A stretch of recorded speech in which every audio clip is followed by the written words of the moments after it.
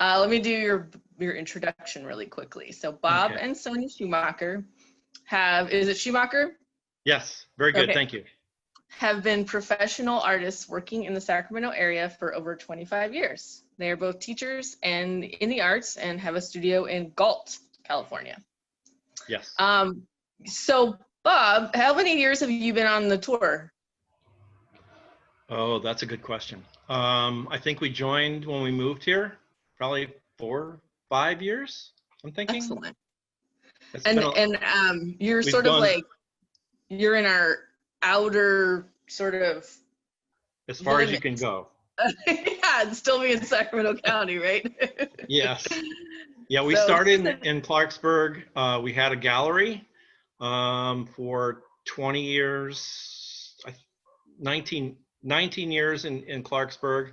And then we moved here and moved the gallery to downtown Galt. And it's been a weird time ever since about 2010. People have stopped buying as much pottery as they had before in our galleries. So at a certain point, I decided just to, after 23 years, that should be enough. We've done enough with that part of our careers in ceramics. So now we just have, like you guys, open studios, and we do different festivals along with what we do in our teaching. nice. I was just thinking that this is an interesting opportunity for folks who don't get out as far afield during open studios to have access to you guys in a way that maybe hasn't been possible in the past. So, for instance, I don't have a car, so I generally don't go to Galt. Yeah, we have a little bit of access with the county bus system, but I'm not sure what that is. So it's hard for some people, that's for sure. Yeah, well, I will remedy it once we are allowed to go outside again. Excellent. So tell us about a typical or maybe not so typical day in your studio. Well, it's changed a lot with things going virtual.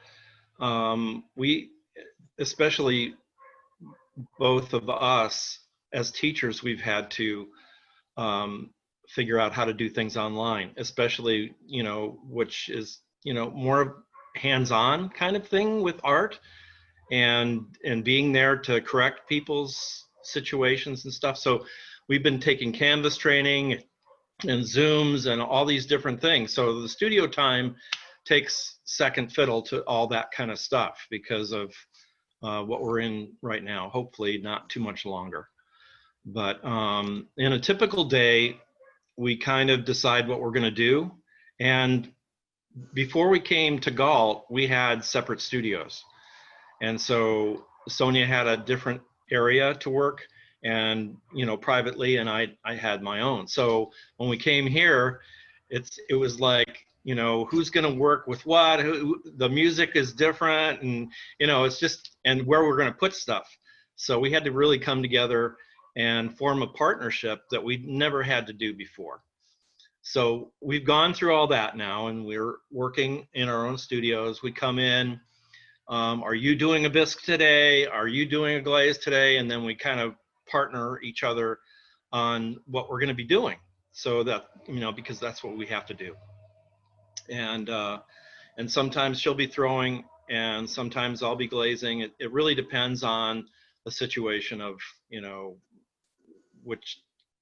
what comes first, right? So you guys have separate practices and you're sharing the same facilities.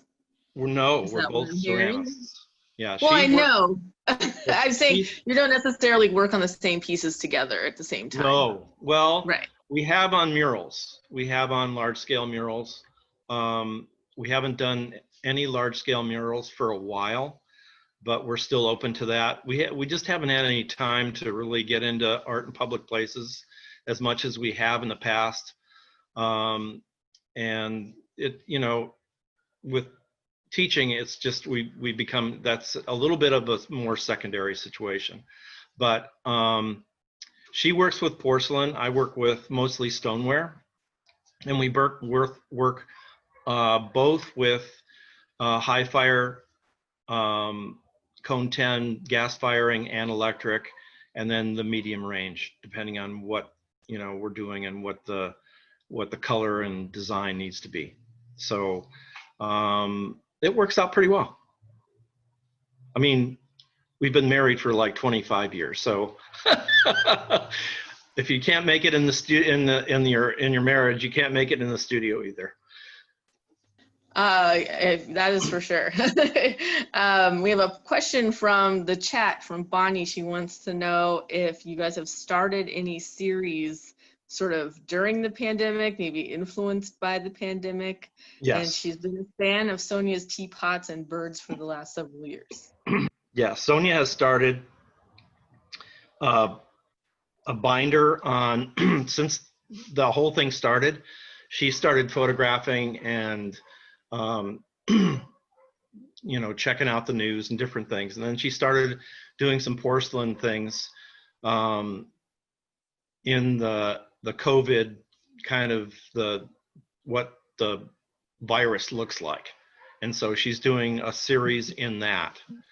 I tend to not look, you know, I'm kind of staying away from that, just because I just want to think about other things as far as my work goes. My work is more in terms of puns and idioms and dealing with different things that, like words that aren't used as much anymore.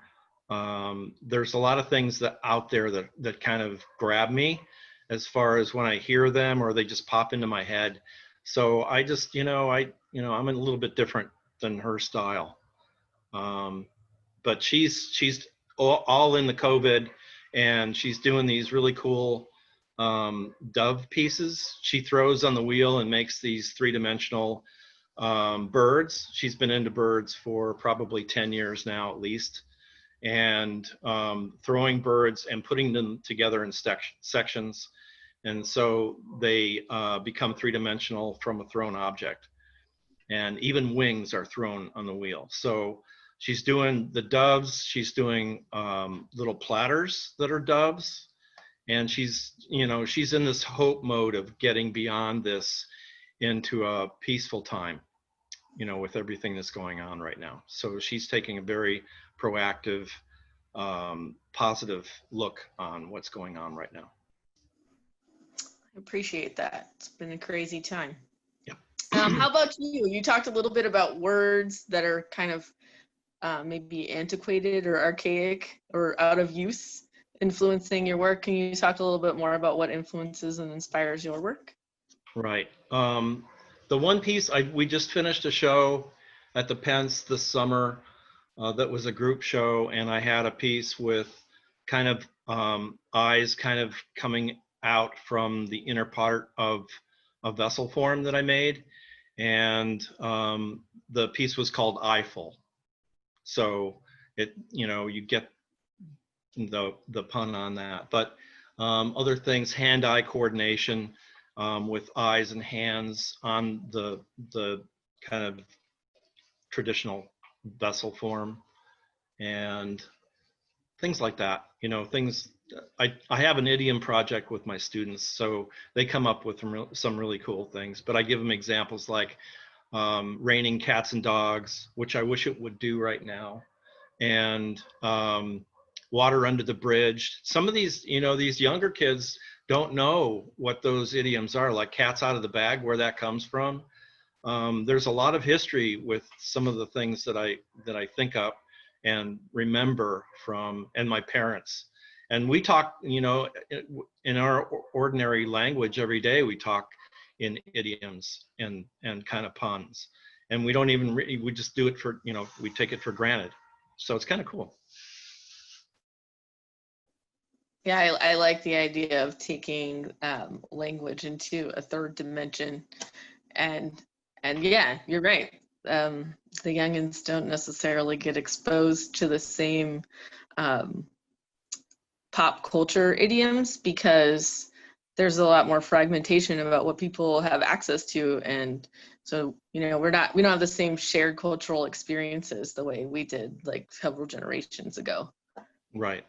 And so it's kind of an education for people to either remember it or to get, an education on what things are. There's a lot out there. There's whole, 300-page dictionaries on different sayings and stuff from the past. And then we have the new ones, like Google it, not too old. That's true. Forrest Reed, who I have actually worked with in the past, says that you are his ceramics teacher, and everyone should take your class because you're talented and fun. Thanks, Forrest. Yeah. Okay, so let's see, we're coming down to the next person. So how about you let us know if your artwork is in any current or future exhibits that we should go check out? Well, we usually do. I mean, we just finished the Pence in the summer, and we will do, if everything's in kind of flux right now. So the Bird Fest in Galt is a really cool thing to go check out. A lot of influences of my wife's work. She goes out to the Cosumnes River Preserve to check out the birds, especially in the fall and winter. And so the Bird Fest, they have tours and all kinds of stuff. So we usually do that every year. And so we'll see how that goes. That could be virtual this year. I'm not sure. We'll see. But we usually do that one, and we usually have our own studio sale and show in the first week of December. So if things calm down a little bit, and we have quite a bit of space here as far as our studio and outside, so we can do the social distancing and all that kind of stuff. So hopefully we'll be able to do all the things that we have done in the past. And if not, we'll just, wait for something to happen, and we'll hang in there. Yeah. Do you guys have a website and social media that you want to share? Yes, we have SchumacherCeramics.com. And then that's also on Facebook. We have Schumacher Ceramics on Facebook. And that covers it. The Schumacher Ceramics, she just updated that online. So there's some new stuff on there, and some of her new bird things that she's got going that are really cool. Excellent. And I want to make sure that people know that it was Vicky, not Forrest, who was saying hello. It was Vicky. Forrest. Oh, right. Forrest the count. Thanks, Vicky. Oh, sorry. All right. Thank you, Bob. And okay. Say hi to Sonya for us. Yeah, she'll be back on Sunday. Don't forget. All right. Are you guys doing lives? Yes, we are. And I'll be here. Probably I'll take a 10-minute break at the hour, every hour. And okay. I'll put it on my new chalkboard that I had because I missed my old chalkboard at school. Oh, yeah. Gotta replicate all your office stuff at home now. Exactly. Great. New Tempur-Pedic chair too. If you're using your computer, you have to have one of those. I feel that. Okay. All right. Well, it's nice to meet you, Bob. Have a good one.